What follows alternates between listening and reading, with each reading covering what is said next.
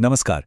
कभी ऐसा महसूस हुआ है कि एक ही घटना पर दो अलग-अलग खबरें पढ़ने पर लगे कि अरे ये तो दो अलग-अलग दुनिया की बात हो रही है। आज हम इसी बात की तह तक जाएंगे।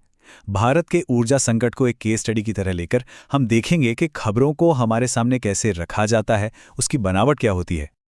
अब ये हेडलाइन देखिए। कहानी यहीं से शुरू होती है। जरा शब्दों पर गौर कीजिए। चतुराई से और संकट टाल रहा। ये शब्द घबराहट नहीं बल्कि एक कुशल मैनेजमेंट का एहसास कराते हैं। मतलब वो पहले ही बता रहे हैं कि कहानी किसी प्रॉब्लम की नहीं बल्कि उसके सॉल्यूशन की होने वाली है।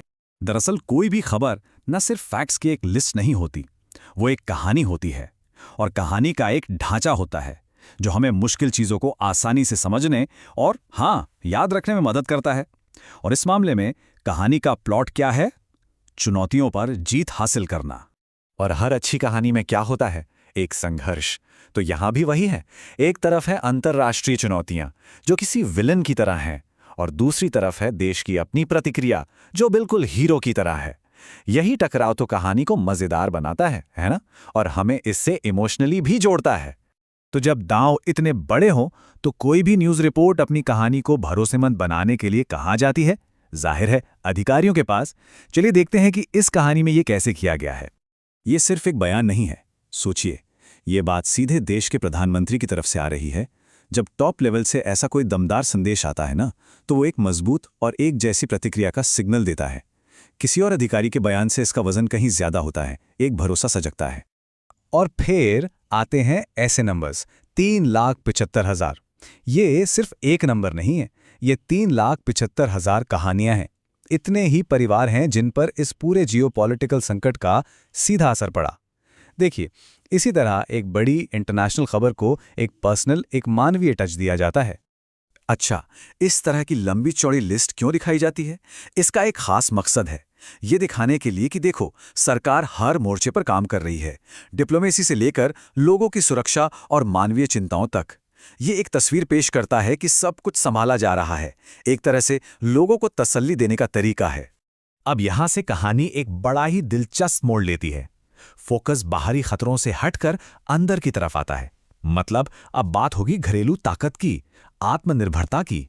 ये कहानी में एक बहुत बड़ा पॉजिटिव ट्विस्ट है। ये सवाल देखें, बड़ी चालाकी से ध्यान को प्रॉब्लम से हटाकर सॉल्यूशन की तरफ ले जाता है। अब हम नेगेटिविटी में नहीं फंसे रहते, बल्कि एक पॉजिटिव फ्रेम में सोचने लगते हैं कि हाँ, देश अंदर से कितना मजबूत है।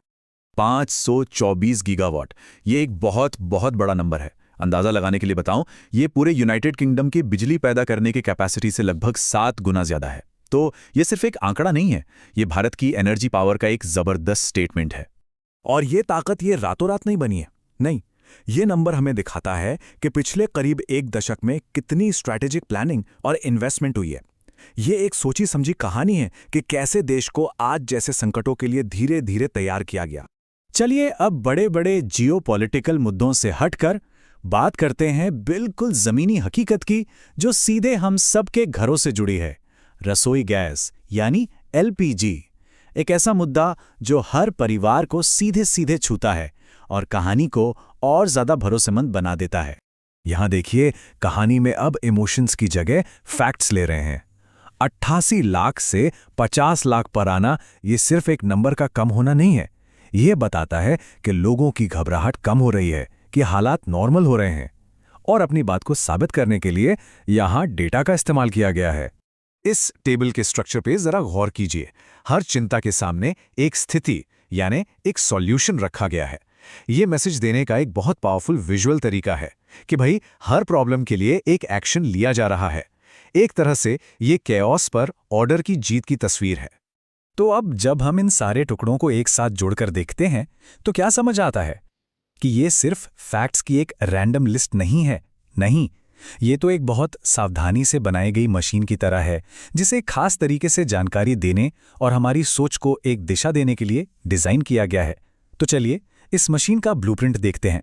ये जो फॉर्मूला है ना, संकट, फिर उस पर प्रतिक्रिया, फिर एक पॉजिटिव मोड और आखिर में आम लोगों से जुड़ाव, ये बहुत बहुत आम है। अगली बार जब भी कोई बड़ी खबर पढ़ें, चाहे वो किसी बाढ़ की हो, इकोनॉमी की हो या कोई पॉलिटिकल स्कैंडल, इस पैटर्न को ढूंढने की कोशिश कीजिएगा। हैरानी होगी देखकर कि ये कितनी बार इस्तेमाल होता है। तो इस पूरे पैटर्न को समझने का मतलब ये नहीं है कि खबरें खराब है। नहीं, बिल्कुल नहीं। बल्कि ये समझ हमें एक स्मार्ट रीडर बनाती है। हम सिर्फ जानकारी लेने वाले नहीं रह जाते, बल्कि उसे समझने वाले, उसे परखने वाले बन जाते हैं। और आज के इस दुनिया में जहां चारों तरफ इतनी इन्फॉर्मेशन है, ये समझ पहले से कहीं ज्यादा जरूरी हो गई है।